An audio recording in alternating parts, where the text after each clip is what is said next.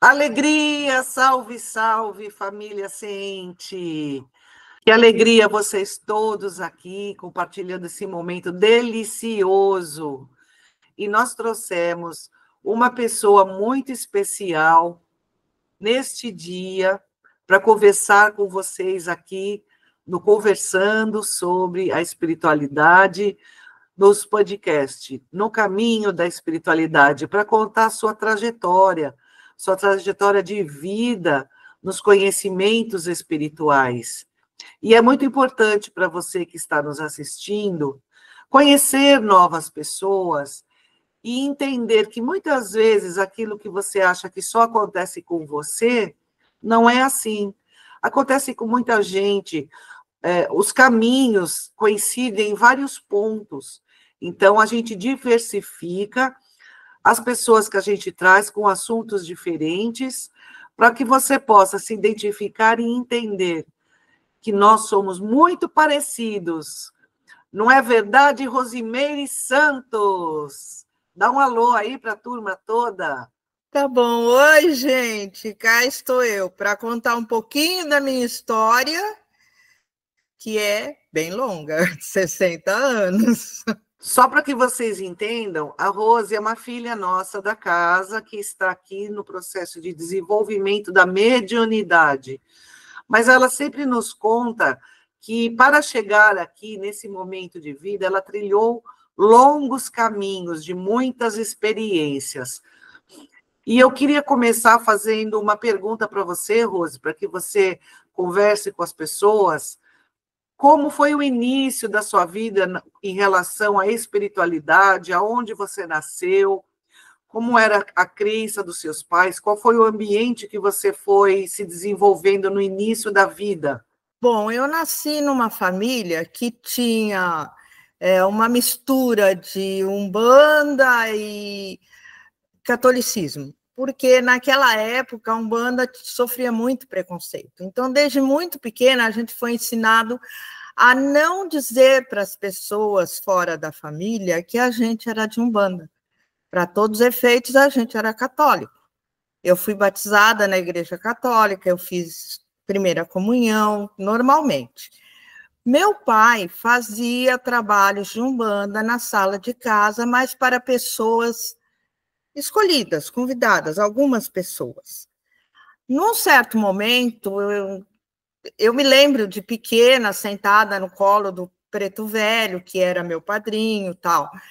Num certo momento, eu não sei, não me lembro exatamente quando, 6, 7 anos, sei lá, meu pai parou de trabalhar com a Umbanda, não sei te dizer por quê, mas ele se afastou, e aí a minha família passou a não frequentar nenhum templo. A gente acreditava em Deus, falava no assunto, minha mãe me ensinou a rezar, mas a gente não frequentava nenhum templo. E isso continuou assim até, para mim, até os meus 17 anos. Eu sou de São Paulo, eu nasci na capital, no bairro da Vila Mariana. Morei lá até os 16 anos. De lá, nós mudamos para Taubaté, no Vale do Paraíba, onde morava a família da minha mãe.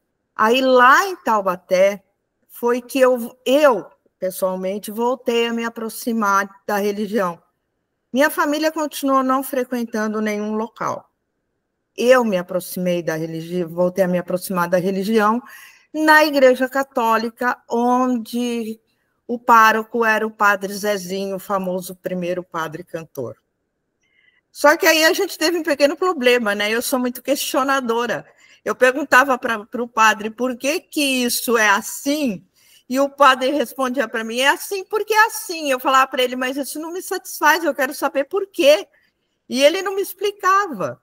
Aí a gente teve sérias discussões sobre isso, até que eu me afastei.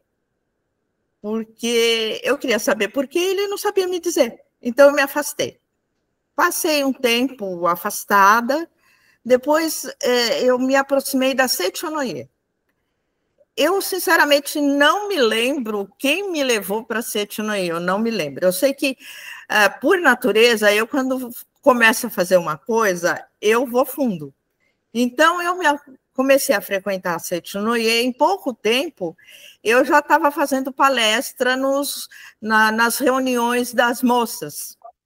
Tinha um grupo de moças e a gente fazia as nossas reuniões. Eu já estava fazendo palestra no grupo de moças, né?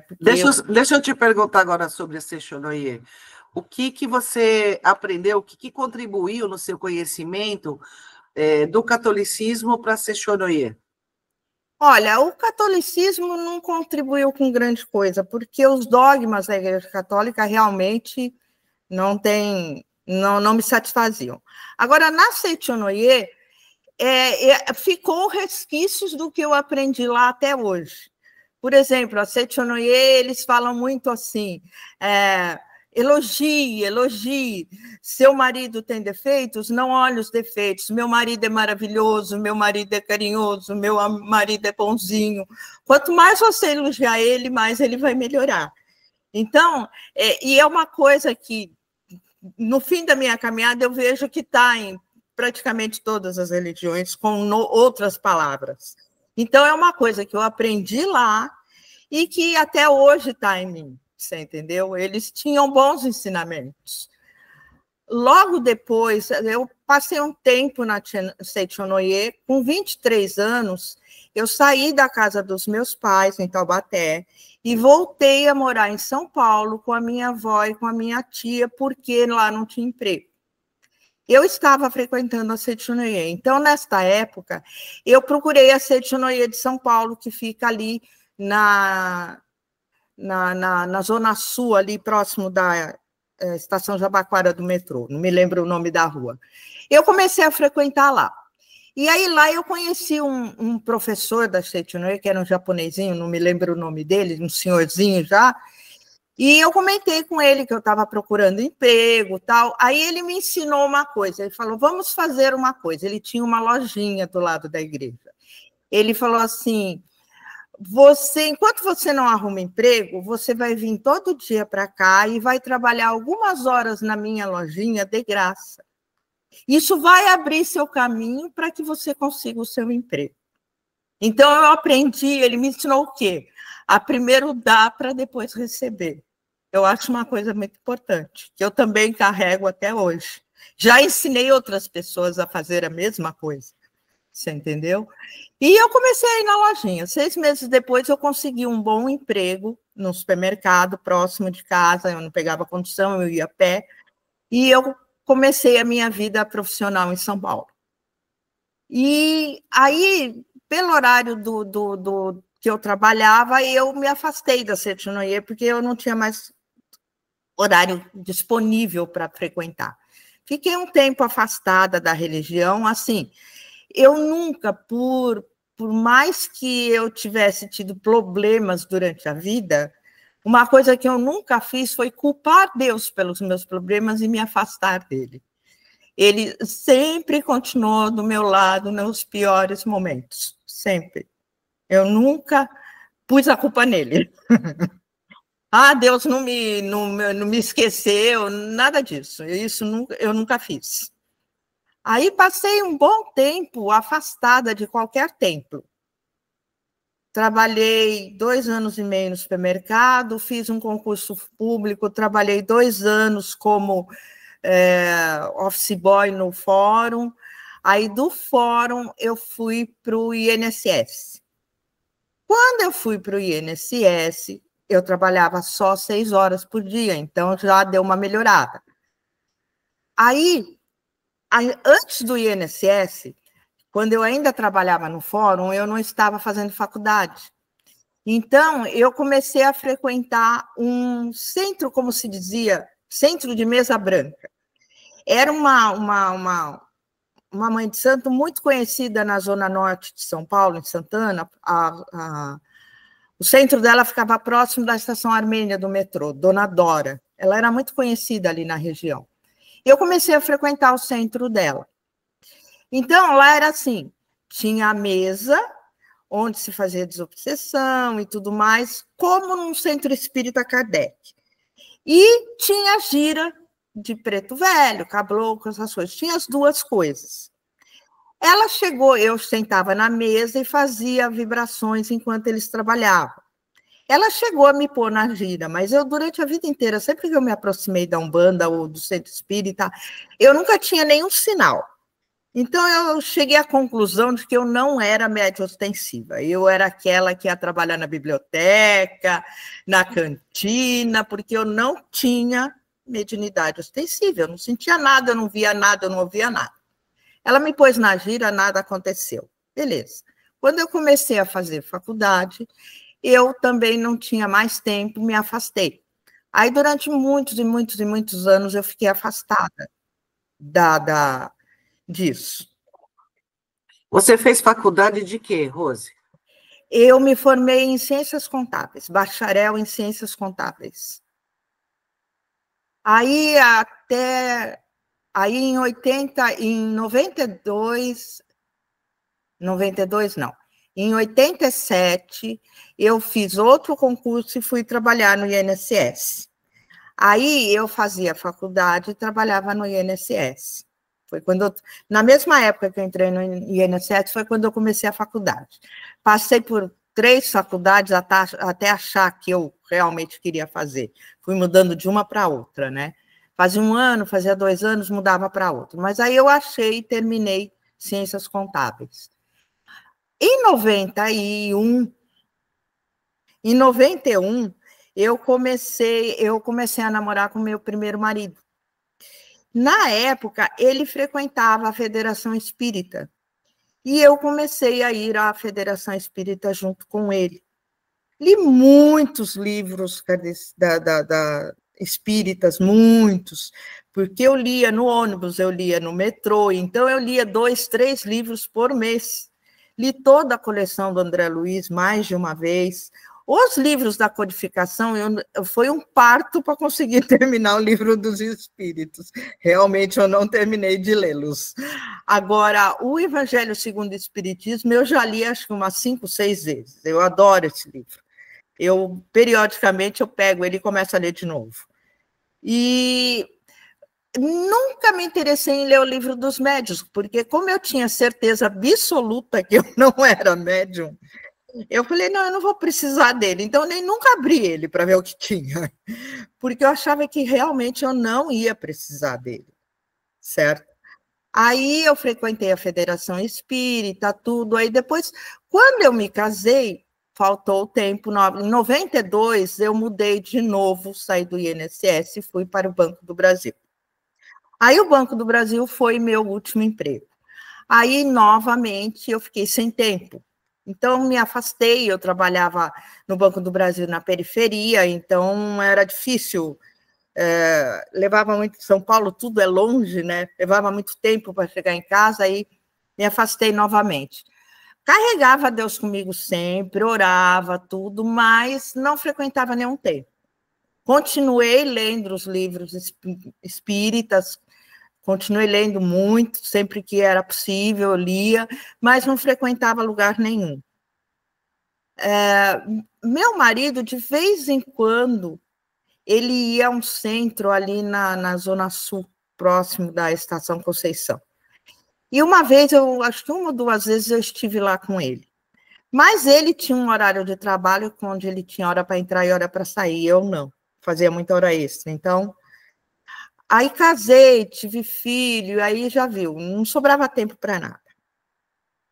Aí eu acabei me separando, me separei dele, fiquei sozinha durante 3 anos, cuidando do meu filho, que tinha 3 anos quando eu me separei. 3 anos depois, eu conheci outra pessoa. Me casei pela 2ª vez com o marido com quem eu estou até hoje. E aí a minha vida mudou tudo. Eu fui morar na Zona Sul, lá nos Cafundó da Zona Sul. Eu virei gerente, mudei de prédio onde eu trabalhava. Eu trabalhei 6 anos no mesmo prédio com as mesmas pessoas, mudei de prédio. Aí, 6 meses depois, eu fui parar em Curitiba por conta do emprego, fui transferida pelo banco, e aí ele foi junto comigo. Aí eu consegui um enteado, e então éramos eu, ele e os 2 meninos. Meu enteado era 5 anos mais velho que meu filho, que, aliás, os 2 têm o mesmo nome, Caio. Os 2 têm o mesmo nome. Aí fui para Curitiba. Em Curitiba, chegando lá, nós fizemos amizade com um casal vizinho. Uns 6 ou 7 meses depois que eu mudei para lá, este casal me convidou a ir a frequentar a Igreja do Evangelho Quadrangular. E nós fomos. Meu marido decidiu que ia. Meu marido é de origem adventista. Ele frequenta a igreja adventista desde nascer até os 14 anos. Aí a gente foi para a Igreja do Evangelho Quadrangular. Como sempre, eu me joguei de cabeça. O pastor era nosso amigo, visitava a minha casa, tal. Eu chamava ele de paizinho. Era um alemãozão enorme, um doce de pessoa que eu amava. Fui muito feliz na Igreja do Evangelho Quadrangular. E assim, apesar de eu ser evangélica, fui batizada, tudo, eu continuava acreditando em reencarnação e em tudo aquilo que eu tinha aprendido antes. Não comentava com eles, mas para mim nada mudou dentro de mim. Mas eu fui muito feliz lá. Eu dançava, cantando louvores, aquilo eu me sentia muito bem lá. E virei diaconisa, tudo. Desculpa te interromper, Rose, mas eu queria te perguntar, o que é muito importante aqui para o canal, para que as pessoas possam entender. Primeiro, eu queria dizer que eu estou falando aqui do computador do William, né? A Rose está falando do meu computador, né? Mas está valendo. O importante é que a gente trouxe essa pessoa querida aí para trazer a sua história para a gente. Eu queria perguntar para você o que trouxe de boa a igreja evangélica e quanto tempo você ficou lá? Olha, a igreja evangélica, ela me ensinou muitas coisas que eu, inclusive, continuo usando até hoje. Tipo, na igreja evangélica você aprende o seguinte, você profetiza. Então, assim, quando a pandemia começou, eu falei, eu profetizo que eu não vou ser internada com Covid, porque eu era a pessoa mais vulnerável da minha casa. Eu falei, não, eu profetizo que eu não vou ser internada com Covid, a minha família vai estar protegida, na minha casa ninguém pegou Covid, certo? E então até hoje eu faço isso. Não, eu profetizo, na minha casa ladrão não entra. Nunca entrou um ladrão na minha casa. Eu aprendi a fazer isso na igreja evangélica. Outra coisa, eu acho muito lindo o jeito que o pessoal da igreja evangélica se cumprimenta. Você cumprimenta o irmão dizendo a paz do Senhor. Eu acho isso muito legal. Você chega para o irmão, o que você deseja para ele? A paz do Senhor. Então, eu acho isso muito legal. É o jeito que a gente se cumprimenta, você entendeu? Então, são coisas que ficaram, que me ensinaram, são coisas que eu aprendi lá e que eu uso até hoje. E que dá certo, funciona. Vocês podem notar que a Rose se emociona com facilidade, ela é uma pessoa muito sentimental, então não tem problema se emocionar, viu, Rose? Se quiser deixar escorrer as lágrimas e contar da história, às vezes a gente voltar, né, na história da vida da gente, traz vários tipos de sentimentos que a gente viveu na época, e isso é muito importante, porque nos torna únicos, né? Apesar da gente ter semelhança na história de vida de muita gente, a maneira com que a gente sente, ela é só nossa. Mais uma coisa, né, André? Desculpa aí, gente, eu interromper, tá? Desculpa aí. Tem mais uma coisa importante. O nosso canal conversando sobre a espiritualidade. Então, ela está contando uma parte da vida dela que foi relacionada à igreja evangélica e está tudo bem, entendeu? Está tudo bem na história dela, está tudo bem no nosso canal e está tudo bem a forma como a gente precisa abordar essa questão. O importante é que tenhamos tido uma história e que essa história tenha valido a pena para a pessoa. Por isso que ela está aqui contando isso. E é bem bacana. Eu estou adorando ficar aqui só assistindo vocês conversarem. Eu só queria completar, como disse nosso querido amado Chico Xavier, quando perguntaram para ele qual a religião certa, e ele respondeu, aquela que melhora o homem. Interessante, né? E muito importante essa resposta. Aquela que te melhora é a religião certa. Então, você aprendeu muitas coisas na igreja evangélica. Quanto tempo você ficou lá e como é que foi a sua vida lá? Você sentiu mediunicamente alguma coisa? Como é que funcionou isso para você?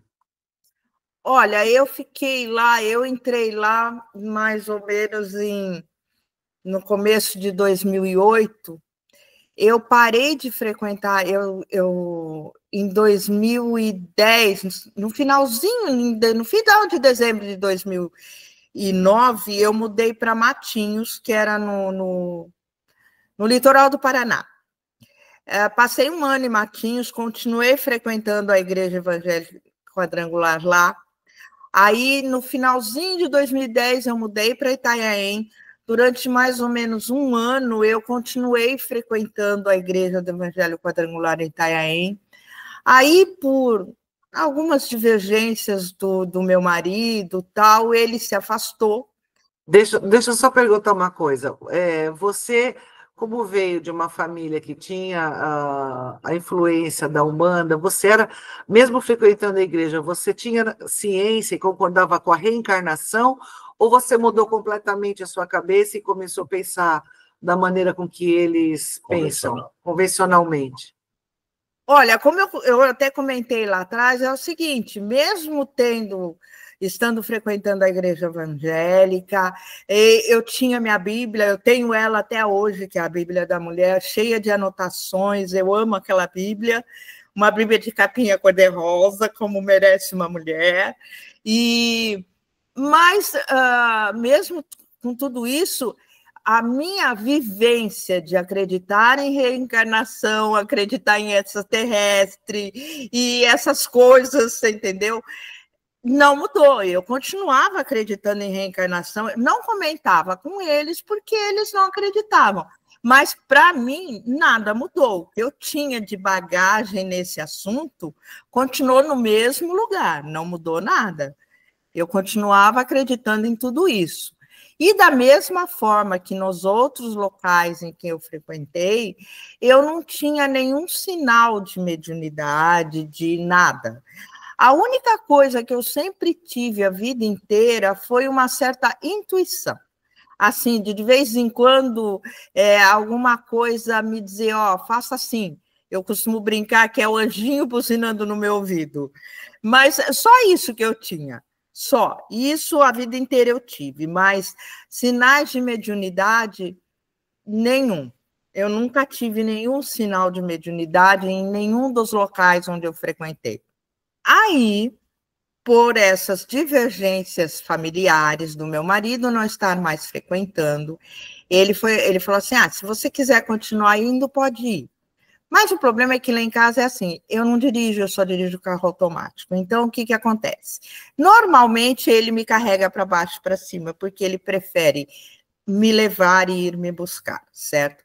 E aí começou a dar, assim, alguns conflitos de horário, essas coisas, e então eu tive uma séria conversa com meu amigo Jesus, você entendeu? Porque eu converso muito com ele, assim, como se eu estivesse conversando com você, Andréia. Você entendeu? Mentalmente eu converso com ele. Aí eu conversei com ele e falei, Senhor Jesus, eu não posso mais ir na sua casa porque está dando muito problema aqui em casa, muita briga, tal. Então, eu não posso mais ir na sua casa, mas as portas da minha casa estão abertas para você a hora que você quiser vir. E eu vou dizer para você, eu entrei numa fase da minha vida muito difícil, porque a minha doença se agravou, meu marido não tinha paciência, perdeu a paciência para cuidar de mim, aí ele começou a trabalhar fora, então... Te interrompendo mais uma vez, é importante você falar da sua doença, porque sobre o entendimento espiritual, eu queria que você falasse o que você considera como importante quando você passa pelo que você está passando, na verdade. Então, lá em Curitiba, eu tive um agravamento da doença, que, aliás, foi um dos motivos de eu ter ido parar na Igreja do Evangelho Quadrangular. Eu tenho problemas sérios de coluna, eu tive uma cirurgia de 2 hérnias de disco em estágio avançado. 10 meses depois, eu fiz uma cirurgia bariátrica, porque eu pesava 108 quilos. E nessa cirurgia da coluna, foi cometido um erro médico, foi lesionado a raiz de um nervo. Então, eu tenho a perna direita toda adormecida e o assoalho pélvico também. E nisso, por conta nessa época, meu marido cuidou de mim muito, muito, muito. Aí eu acredito que deve ter sido assim, era alguma expiação, era alguma coisa que eu tinha que passar. Aí as dores, o que eu estava passando afetou o meu emocional. Eu acabei indo parar numa clínica psiquiátrica, onde eu fiquei internada 20 dias, certo? Fui diagnosticada como bipolar, fui diagnosticada com fibromialgia, certo? E aí eu saí dessa clínica, tive que ser tirada dessa clínica, porque quando meu marido me internou, ele não conhecia as clínicas. Então, ele me internou numa clínica que ficava mais próxima para ele poder me visitar todo dia. Só que quando ele viu o lugar onde eu estava, era assim, tinha como se fosse uma rotatória de uma avenida, você entendeu? No meio, um corredor de um lado, um corredor do outro lado. E à noite ficava só uma enfermeira naquele balcão. E as portas dos quartos ficavam todas abertas. E eles misturavam dependente químico com esquizofrênico, com bipolar, com todo mundo. E aí meu marido ficou apavorado. Ele falou assim, de noite um desses loucos sai, entra no quarto da minha mulher, estupra ela, e ninguém vai perceber, porque é uma enfermeira só para olhar para os dois lados. E aí ele foi falar com o médico tentando me tirar, e o médico não queria me dar alta. Então, aquilo, nossa, eu fiquei assim, muito preocupada, porque eu não tinha prestado atenção nisso, mas meu marido, ele trabalhou muitos anos de segurança, de vigilante, então ele olhou aquilo, ele viu a insegurança daquele lugar. E aí ele foi atrás do pastor, porque o pastor, ele tinha sido polícia do Exército, ele era uma pessoa muito conhecida na cidade de Curitiba e muito respeitada pela área militar. Aí o meu pastor foi lá com o meu marido conversar com o médico. Aí o médico não queria me dar alta, ele insistiu, discutiu com o médico. Bom, primeiro de tudo, ele chegou lá e eu me joguei nos braços dele chorando e falei, eles tiraram a minha Bíblia. Eles não querem deixar eu ler a minha Bíblia. E eu estava desesperada, porque a minha Bíblia era meu apoio, meu assento, né? E eles não deixavam eu ler, eles tiraram o livro de mim. E aí ele pegou, entrou no meu quarto, no quarto ficava eu e uma outra moça. Ele entrou no quarto e falou assim, vamos orar. Aí ele virou para a moça e falou assim, olha, nós vamos fazer uma oração. Se você quiser participar, será bem-vinda. Se não, pode sair, porque nós vamos orar.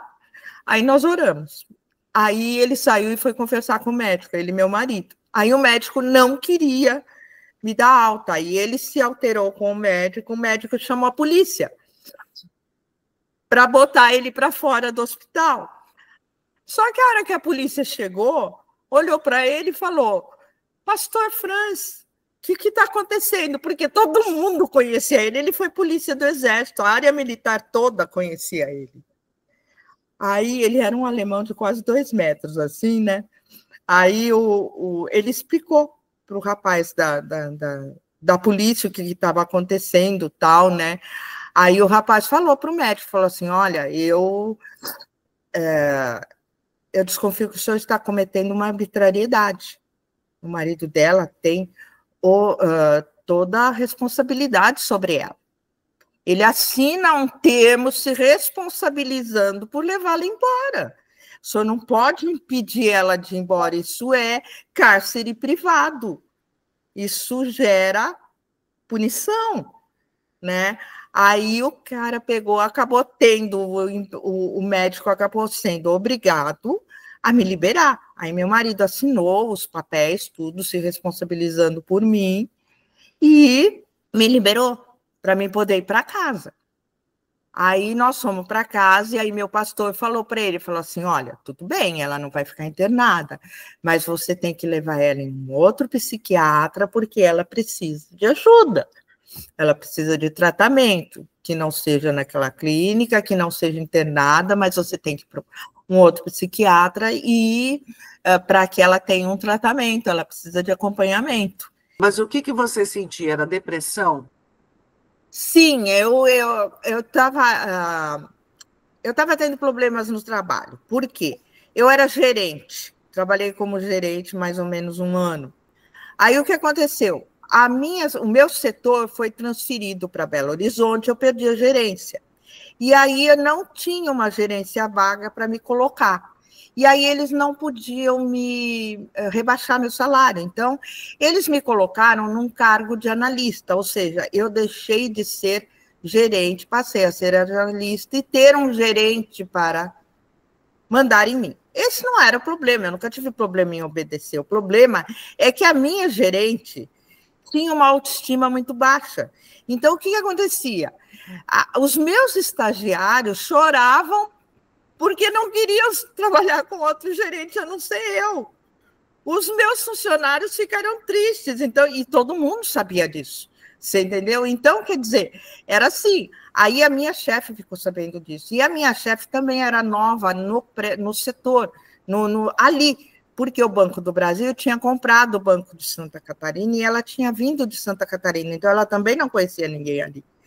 Aí, quando ela viu aquilo, acho que a autoestima dela baixa, disse para ela assim, ela vai pegar meu cargo, ela vai pegar meu lugar. E aí ela começou a pisar em mim. Ela inventava umas coisas assim, idiotas, entendeu? Tipo, chegou para mim e falou assim, os outros funcionários estão reclamando que você liga muito para sua casa. Eu falei, bom, para começo de conversa, os outros funcionários não têm nada a ver com a minha vida. Segundo, se eu estou dando conta do meu trabalho, quantas vezes eu ligo para casa, não importa. Por quê? Porque, como eu já tinha sido gerente, eu sabia que aquilo era uma reclamação absurda, idiota, você entendeu? Por quê? Porque eu já tinha estado no lugar dela. E nunca fiz isso com os meus funcionários ou estagiários. E isso causou em você, o que você teve? Depressão, seria isso? O que você teve? Sim, aí um dia de manhã, logo depois que ela falou essa história de eu ligar para casa, no dia seguinte de manhã, na hora de ir para o trabalho, eu levantei da cama e eu não conseguia me trocar, não conseguia fazer nada, aí meu marido falou, o que aconteceu? Eu tinha contado essa história para ele, né? Eu falei assim, eu não vou conseguir, eu comecei a chorar desesperadamente e eu não conseguia sair de casa para ir trabalhar. Aí meu marido pegou, me levou para o posto, tinha um posto do convênio que ficava aberto durante o dia. Ele me levou lá para consultar com a médica de família que nos acompanhava. Eu entrei na sala da médica, a hora que eu comecei a falar, desembestei a chorar e não conseguia mais falar. Eu tive um surto, eu surtei e comecei a chorar e não conseguia falar. Aí ela me mandou direto para um psiquiatra. Esse psiquiatra botou um remédio, um psicotrópico debaixo da minha língua. Só que ele não falou comigo antes. Eu tenho problemas com psicotrópicos. Eles têm efeito rebote em mim, eu não posso tomar psicotrópicos. Aí eu passei muito mal. E aí eu fui dali direto para uma clínica, internada na clínica psiquiátrica. E aí foi que aconteceu tudo isso. Você foi vítima, na verdade, de uma má assistência médica. Cá entre nós, Sim. Você não tem o perfil de uma pessoa que precisa ficar internada, né? Que você não atentou contra a própria vida. Nem a de ninguém. E nem a de ninguém. Não. Então, você precisaria ser medicada corretamente e, infelizmente, as medidas erradas foram tomadas e a falta de assistência, o erro, foi algo que... Então, para você, deve ter sido, assim, terrível, né? Tudo isso. Eu peço desculpas aí para me interromper, para me intrometer, mas isso é minha leitura, tá? É só a minha leitura, eu não sou médico, enfim. É muito mais fácil você terceirizar o problema e empurrar para outro resolver. Joga para o psiquiatra, psiquiatra joga para a clínica, e um joga para o outro e você fica sem ter nenhuma ação. E hoje, conhecendo você bem, me intrometendo, já era uma situação mediúnica que, apesar de você não sentir, ela já estava presente na sua vida. Isso é um fato. Isso aí, falando que eu te conheço hoje. Mas continua que a história está interessante. Então, aí o que acontece? Eu fui internada, lá dentro da clínica, aquilo me deixou pior ainda, né? Saí de lá traumatizada, você entendeu? A força, né? Saí de lá traumatizada, a força.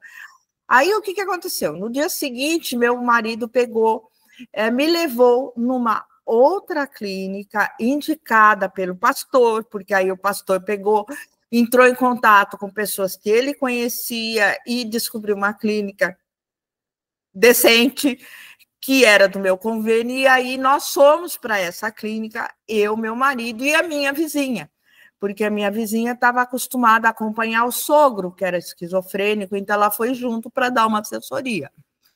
Era muito amiga nossa, ela foi junto, que foi ela que levou a gente para a igreja, né?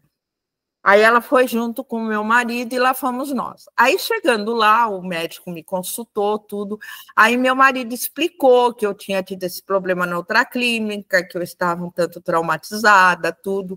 E o médico conversou comigo, tudo. Ele falou assim: olha, na verdade, ela não necessita de internamento confinada, você entendeu? Então, vamos fazer o seguinte, vamos colocar ela num hospital dia até ela se acalmar, porque aí ela vai ter acompanhamento durante o dia dos médicos, das enfermeiras, vai fazer uma terapia ocupacional e tudo, mas ela entra às 8 da manhã e 4 horas da tarde o senhor vem buscar ela e ela vai para casa. Não há necessidade dela ficar internada. Eu fiz hospital dia durante 4 meses. Mas aí era diferente, porque eu entrava de manhã, almoçava lá, a gente batia papo, a gente tinha piada de louco, então era só piadinha de doido, piada de louco, era piadinha de louco, que nem a gente tinha um rapaz lá que ele tentou se suicidar umas 5, 6 vezes, nunca conseguiu. Da última vez, ele se jogou do telhado da casa dele, que era um sobrado.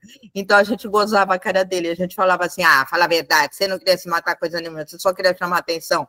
Imagina, se você ia morrer se jogando do telhado de um sobrado, tinha que se jogar pelo menos no 6º andar, né, cara?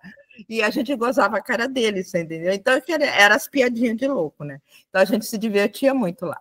E eu, assim... Eu até acredito que naquela época eu tivesse um traço bipolar, entendeu? Leve, mas tinha. Porque, assim, a vida inteira eu tive isso. Às vezes eu me empolgo, eu começo a emendar uma frase na outra. Eu sou descendente de italiano, aí eu começo a falar com a mão, eu começo a falar alto e emendar. Então o médico falava assim, você passa mais tempo na fase eufórica do que na fase depressiva. Durante a minha vida inteira, eu era assim. E aí eu brincava com as pessoas, eu falava assim, quem me conhece jamais me esquece. Porque eu era muito expansiva, eu ria muito, eu brincava com todo mundo. Aí uma vez chegaram para mim e falaram assim, Rose, como é que você consegue continuar rindo com todos esses problemas que você está enfrentando?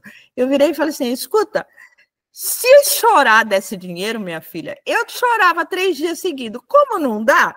Vamos levando, né? Então, e em determinado momento da vida eu perdi isso, você entendeu? Que eu quero achar de volta. Bom, essa foi a minha fase em Curitiba, você entendeu? Que, como o William falou, realmente, voltando atrás, se a gente pensar bem, já tinha aí uma influência espiritual me direcionando, certo? Aí mudamos para o litoral, continuei frequentando a igreja evangélica. Mudamos para Itanhaém, continuei. Aí, quando eu me afastei da igreja evangélica, o que aconteceu?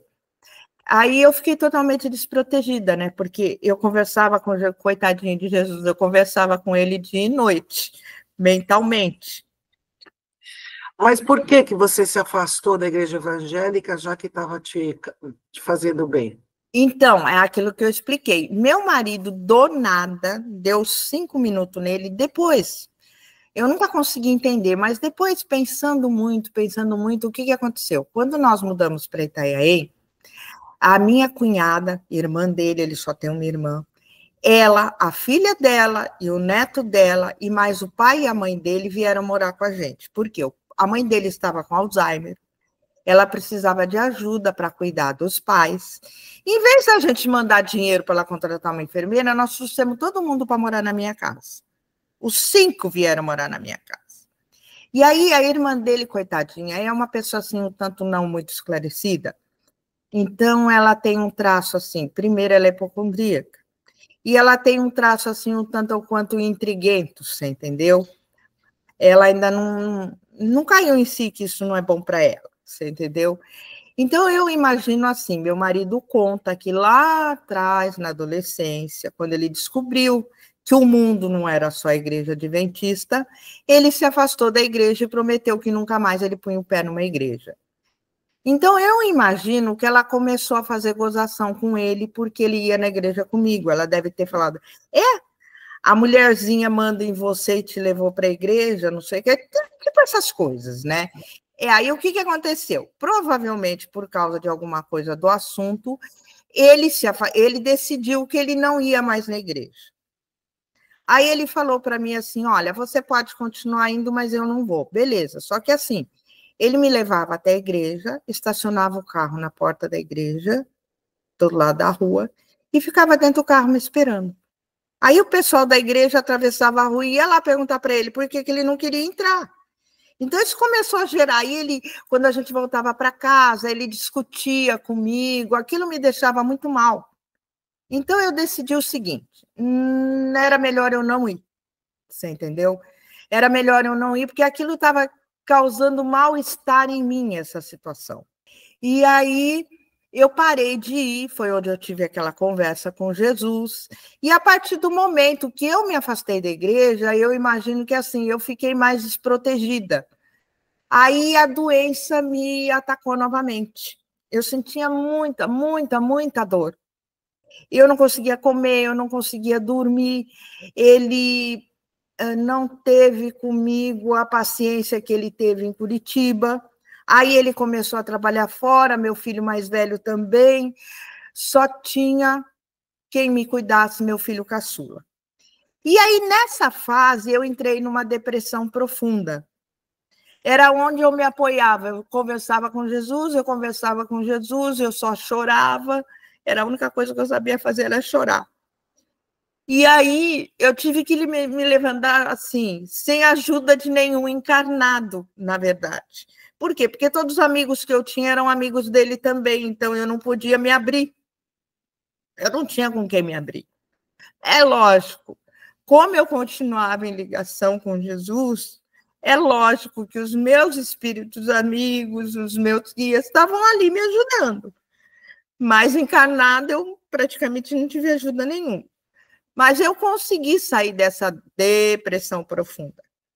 E logo depois começou a pandemia. Aí, na pandemia, eu retornei para a minha busca de um lugar para frequentar. Aí eu fui parar no Nosso Lar, que é um centro kardeciano, então, kardecista, né? Fui parar no Nosso Lar. Entrei num centro aqui, no outro ali, um terreiro de Umbanda, mas eu não me acertava em lugar nenhum. Eu ia 2, 3 vezes. No Nosso Lar, eu cheguei a fazer 2 ou 3 tratamentos. Para mim, fiz tratamento para os meus filhos.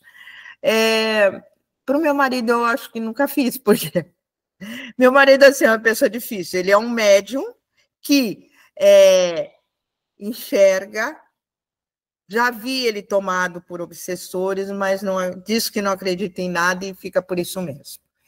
Então, na verdade, em casa, só quem fazia o evangelho no lar, só quem rezava era eu, certo? E em certos momentos eu não me sentia suficientemente forte para carregar tudo isso.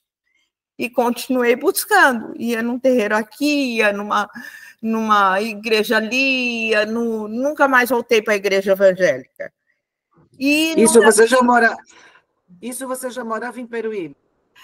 Aí eu estava em Itanhaém, aí quando eu consegui, em 2015, eu ainda estava em Itanhaém, eu consegui um médico que instalou um aparelho que conseguiu controlar a minha dor. Aí a coisa melhorou um pouco, você entendeu? Mas continuava a busca, ia para lá, ia para cá, ia para lá, ia para cá. Na verdade, o nosso lar eu comecei a frequentar em 2017, quando eu mudei para Peruíbe. Eu mudei para Peruíbe no final de 2016, já não sentia tanta dor. Eu esqueci de contar uma coisa. Lá atrás, mais ou menos, acho que em 2011, eu tentei me matar. Não me pergunte por quê, porque foi uma coisa assim tão sem pé, sem cabeça. Eu devo ter sido obsidiada, no mínimo, você entendeu? Porque se você perguntar para mim exatamente por quê, eu peguei 3 caixas, 3 blisters de remédio tarja preta e tomei tudo de uma vez, eu não vou saber te dizer. Do nada, assim, eu simplesmente, meu marido não estava em casa, estava só eu e minha cunhada, e eu não sei por que eu fiz isso, na verdade. Fiz. Eles levaram minha cunhada. Eu mandei uma mensagem do WhatsApp para o meu marido, que estava na rua, dizendo que eu ia me matar. Ele voltou correndo para casa, chegou em casa, já me encontrou dormindo. O pessoal do SAMU levou 1h30 para conseguir me acordar. E eu acordei e fui parar no hospital. E não sei te dizer por quê. Bom, em 2016, nós mudamos para Peruíbe. Aí foi onde eu fui parar no nosso lar e em outros centros kardecistas. Frequentei 2 ou 3 terreiros de Umbanda e não me acertava em lugar nenhum. Você entendeu? Não me acertava em lugar nenhum. Um dia, lá no começo da pandemia, eu comecei a pensar, qual que é meu propósito? Caramba, qual que é meu propósito? Eu estava preocupada com isso. Aí eu me lembrei da mãe de André Luiz. Eu falei, caramba, a mãe de André Luiz fez o que da vida?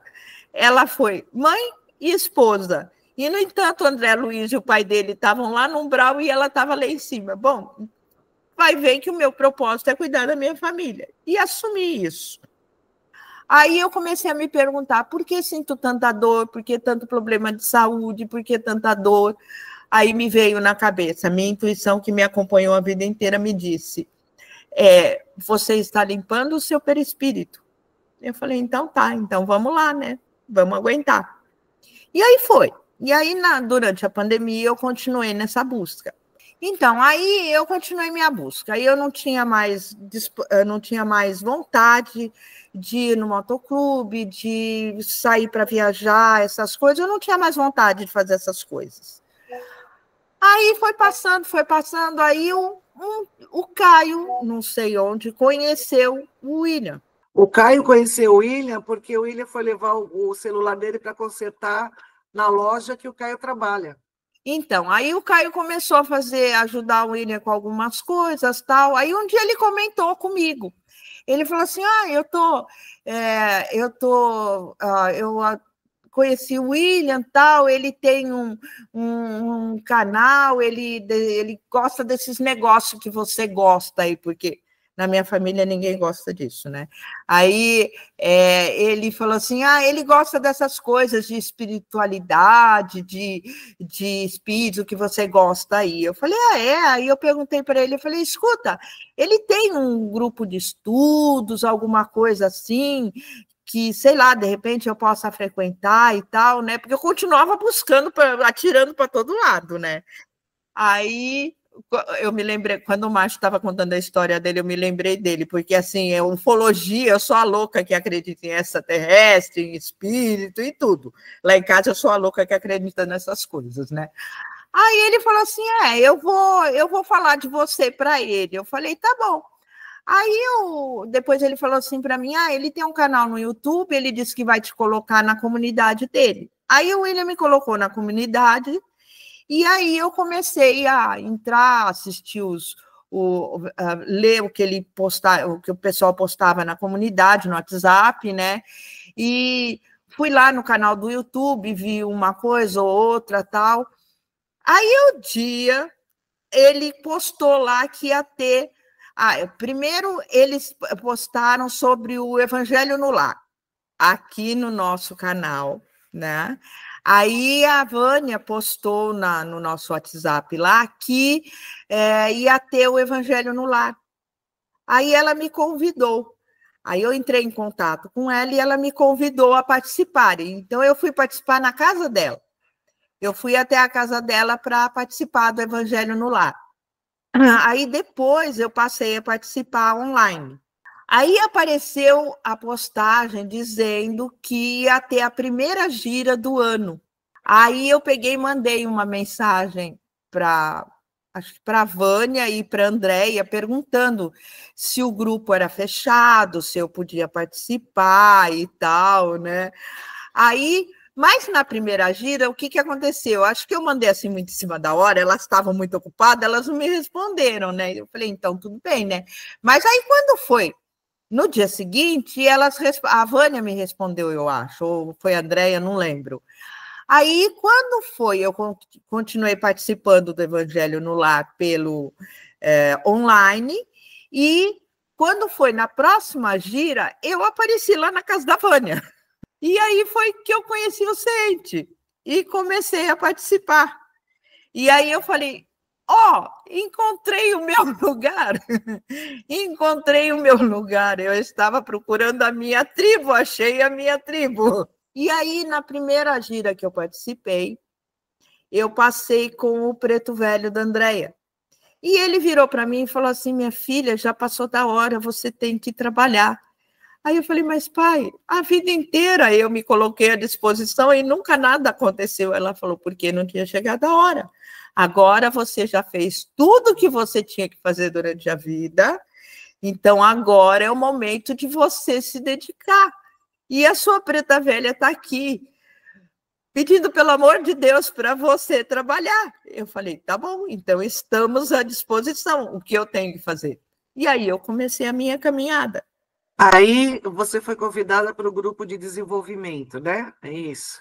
Sim, aí o Antônio perguntou para mim se eu queria participar do grupo. Isso, o Antônio, que é o Exu Caveira, o chefe, o diretor espiritual da nossa casa.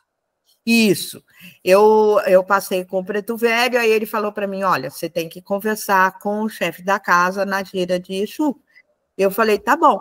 Aí eu fiquei esperando, conversei com ele, tudo, aí ele me explicou tudo, ele falou que eu precisava participar do desenvolvimento, que eu ia ter que sofrer algumas adaptações para conseguir trabalhar, mas que eu precisava trabalhar. Eu falei, bom, eu estou à disposição. O que eu tiver que fazer, eu vou fazer, sem problema. E aí eu comecei a fazer o que eu fui orientada. Aí eu fui orientada a fazer uma coisa, fazer outra, e aí eu fui seguindo, você entendeu? Comecei a participar do curso de desenvolvimento e fui seguindo. E quando você começou no curso, Rose, como é que você se sentiu? Você sentiu imediatamente que ali era seu caminho ou você ficou em dúvida? Vamos com calma, vamos observar mais um pouquinho. Não, eu senti que ali era meu lugar. Por quê? Porque eu me sentia acolhida e porque quando o Pai Tião falou para mim que eu tinha que trabalhar, eu falei, meu Deus, eu fiquei tão feliz, mas tão feliz, porque eu sempre achei, como eu já disse, né? Eu sempre achei que eu ia cuidar da biblioteca e da cantina, entendeu? Então eu fiquei muito feliz, porque o Preto Velho falou para mim assim, não, você ainda tem mais uns 20 anos de trabalho, minha filha. E eu falei assim, eu vou poder trabalhar, eu vou poder ajudar as pessoas. Ele falou, você ainda vai ajudar muita gente. E aquilo me deixou tão feliz. Eu falei, não, aqui é aqui que eu quero ficar, então é aqui que eu vou ficar. Isso emociona a gente. O propósito da nossa casa, que é a sua casa, né, da casa de todos nós, é justamente esse aconchego, essa coisa de abraçar e a gente fala família ciente, não é da boca para fora. A gente vive mesmo como uma família. E depois que você começou, né, entrou no curso já em andamento, estudou o que a gente já tinha estudado e foi esclarecendo as dúvidas e conseguiu pegar o curso, você sente que nós somos um grupo unido e amistoso, né, que a gente tem os braços abertos para receber. E isso é uma coisa que emociona bastante, porque sinal que a gente está cumprindo com o objetivo, né? Porque conhecimento hoje você consegue no Google, né? É só você fazer uma pesquisa, você consegue conhecimento. Agora, ter um grupo, uma casa, que tem uma direção, que o objetivo é acolhimento mesmo, não só transformar em trabalhadores, mas transformar numa família onde exista amor, respeito, carinho, parceria, né? É uma coisa assim que a gente trabalha com muito carinho, com muito amor para que isso permaneça. Então, a gente fica profundamente emocionado porque a gente está cumprindo o objetivo que a gente veio trazer aqui na Terra. E uma coisa importante, né, que a gente já falou em outros vídeos, cada um ao seu jeito, Rose, e a gente está ouvindo a sua história e garanto que está inspirando muita gente. De uma forma ou de outra, a gente foi excluído de vários lugares, né, e a gente acaba agora se incluindo, né? Então, nós somos hoje os incluídos. E você faz parte disso, a gente fica feliz da vida com isso. E eu quero te agradecer demais esse seu relato, esse tempo aí que você dispôs para falar com a gente, usando aqui a nossa estrutura, que não é uma estrutura maravilhosa para podcast, mas da forma como a gente consegue fazer, e está sendo lindo de viver. E tenho certeza que muita gente vai gostar. Então, eu queria te pedir que toque você dá com toda essa experiência que você demonstrou da sua vida, tudo que você viveu, tudo que você superou, principalmente, que toque você dá para as pessoas que querem começar agora e estão buscando um caminho que nem você buscou. O que você pode falar para as pessoas? Olha, eu penso assim, todo mundo, porque cada pessoa sente as coisas de um jeito, né? Então, por exemplo, eu me achei na Umbanda. Eu já desconfiava disso, porque quando eu escuto um atabaque, aquilo mexe muito comigo. Você entendeu? Então, quer dizer, eu tentei me encaixar no kardecismo, mas não deu. Então, eu acho assim, a pessoa tem que não desistir, continue buscando a sua tribo, mas jamais se desconecte de Deus. Não põe a culpa nele pelos seus erros. Como eu disse, a vida inteira eu passei muitas coisas difíceis na vida, mas uma coisa eu nunca fiz, eu nunca me desconectei de Deus e principalmente do meu grande amigo Jesus. A vida inteira eu conversei com ele mentalmente, eu pedi ajuda dele. Até hoje eu aprendi há pouco tempo, quando as coisas ficam difíceis, meio tumultuadas, principalmente dentro da família, o que eu faço? Mentalmente eu começo: Jesus, dá-me a tua paz. Jesus, dá-me a tua paz. E aquilo vai me acalmando para que, calma, eu possa enfrentar o que está acontecendo. Jamais se desconecte do Senhor. E continue buscando. De repente, o seu lugar é lá na igreja evangélica, cantando louvor e se conectar, sabe? E recebendo o Espírito Santo. É maravilhoso. Eu já passei por isso, eu sei como é. É maravilhoso, é emocionante. Cada um tem o seu lugar. Você vai sentir qual é o teu lugar, mas jamais desista de procurar e jamais se desconecte do Pai. Enquanto você não acha o seu lugar, assista o canal Conversando sobre Espiritualidade. Faça isso para a gente, deixa o seu like, acalenta o nosso coração, nos dá vontade de fazer mais conteúdo bom para você. Se inscreve no canal, aciona o sininho. Aqui embaixo, minha gente, nós temos o Pix. A gente está na reforma da nossa nova sede. Inauguração prevista já para o dia 28 de junho de 2025. Convidamos todos a participar. Rua Silvio Pinto Soares, 917, bairro Samburá, em Peruíbe. Vamos ter uma programação extensa e vamos começar a divulgar isso, fazer inclusive um vídeo mostrando as nossas instalações assim que elas estiverem prontas. As obras estão bem encaminhadas. E também temos aqui embaixo a comunidade, que a Rose tanto falou aqui, que a gente conversa sobre espiritualidade o dia inteiro. Não passe a vida sem conversar sobre espiritualidade. A gente tem a nossa comunidade, e você também vai encontrar aqui embaixo os links para adquirir os livros. 3 livros de Antônio de Padua Neves, o diretor espiritual da nossa casa, um livro de Adenildo Araújo e um livro do professor Nestor, cujas aulas existem aqui no nosso canal também, às segundas-feiras, às 20 horas. Então, a gente quer agradecer demais, Rose. Demais. Nossa. Gratidão. A sua presença aqui com a gente, contar a sua história para a gente. Tenho certeza que vai inspirar muita gente. E quem que tiver pergunta para a Rose, coloca aqui embaixo. A gente manda as perguntas para ela e ela vai responder. E você, se você quiser contar a sua história para nós, coloca aqui nos comentários também. Passa os contatos, a gente entra em contato e a gente faz um podcast com você. Vocês já assistiram? A gente tem... Já dá para maratonar podcast. Então, vocês já deram para entender um pouco como é que funciona, qual que é a nossa dinâmica. Não é isso, coisa mais linda do mundo? É isso. E no começo que a gente, dos vídeos, né, que a gente começou a gravar conteúdo, conteúdos exclusivos, você entra em playlist, clica em conteúdos exclusivos, você vai ver mais de 100 vídeos gravados com muitos conteúdos. 123 até esse momento. Tem em playlist, tem podcasts, aula do professor Nestor, que ele vem mediunicamente nos dar aulas, então, assim, é super legal, vale a pena.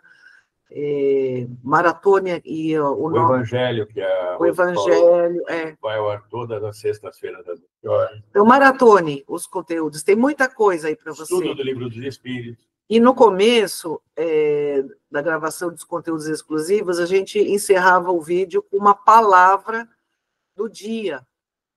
E se você me permitir, Rose, eu vou deixar uma palavra do dia que te resume.